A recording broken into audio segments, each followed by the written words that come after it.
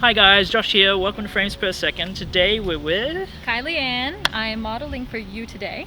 And we're shooting a few different rolls of film. I might split it up to some different videos, but we'll see in the future. And later on we're doing something a bit different as well, so enjoy.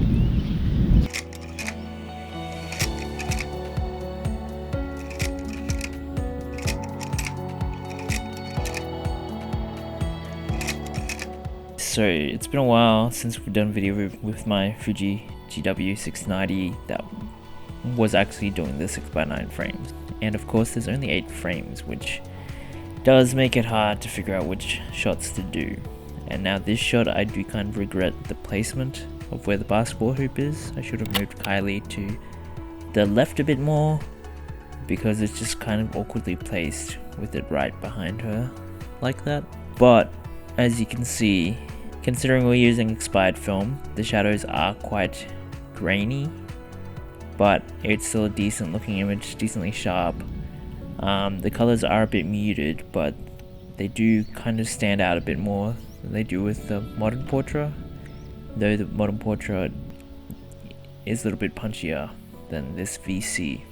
It's not just trying to please the skin tones, it's trying to please all the color tones, and you can kind of adjust that in post like I have here. And it really brings them out in ways that I don't think you really can with Portra 400 as much, at least without some tweaking and selecting. I just think that the colors are a bit more true to life, even though it is overall a little bit more muted. But that could also just be the expiry as well. I'm not entirely sure how these films were stored, but yeah, the shadow detail does kind of take a bit of a loss just because of the expiration, but for the most part it is 6x9, so the grain isn't too obtrusive, nor does it get in the way. And now this shot coming up is actually alright, and it's mostly sharp. This film, I think I was trying to shoot at 100 just because it was expired, and here the grain does look pretty good, but when you hit those blacks and the darkness of her hair, you do lose a little bit. But yeah, if you get enough sun on this bad boy, it actually does look quite nice. You just need to get it in the right way. Like, this was more towards the middle of the day, because we were doing like 2 different types of shoots with several different outfits with each of them. And so this was the second outfit of the first shoot, and now this shot I do like quite a bit. And as you can see, it's nice and sharp on the lettering, and if you really zoom in, there's still nice detail there, and considering expired, it looks pretty damn great, even though I did make some adjustments, of course.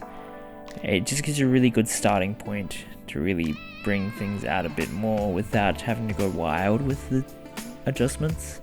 But yeah, it was kind of tricky figuring out which shots to do with this camera, and as I was mentioning before, there happens to be a bit of motion blur that I get from this camera that I just don't get from any others, because obviously it's a rangefinder with a leaf shutter, so there's no mirror to slap to kind of add vibrations away that my Mamiya 645 does.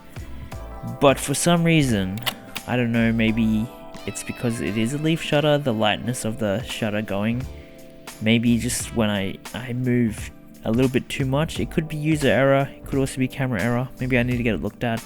But yeah, it's not the best, and I end up losing at least 2 or 3 shots to motion blur with this camera every roll, so it's definitely something I need to get looked at.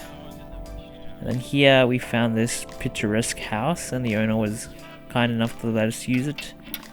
And this location was pretty great, and I got a lot of other good shots with this. But here, once again, motion blur problems. And yeah, I don't know what's going on, because I don't think my hands are that shaky. But then again, maybe they are. But I was just surprised, because there were some nice shots that I just can't use because of the motion blur. This next shot coming up actually did turn out quite nice, though maybe I had her in the shade a little bit too much, but overall I liked how it turned out. But yeah, I think I should have just stepped to the left a bit more, brought her out of that shade, just so that you could get the vibrance of the colors from the direct sunlight, because I feel like, particularly with expired film, with direct sunlight, it just pops a bit more, and just color film in general. That's why I do tend to like to front light rather than backlight, because the colors just come out a bit more vibrant and interesting to me. And taking into account how much grain is in the shadows and how much shadow detail you lose because of the expiration, yeah, you kind of need that light.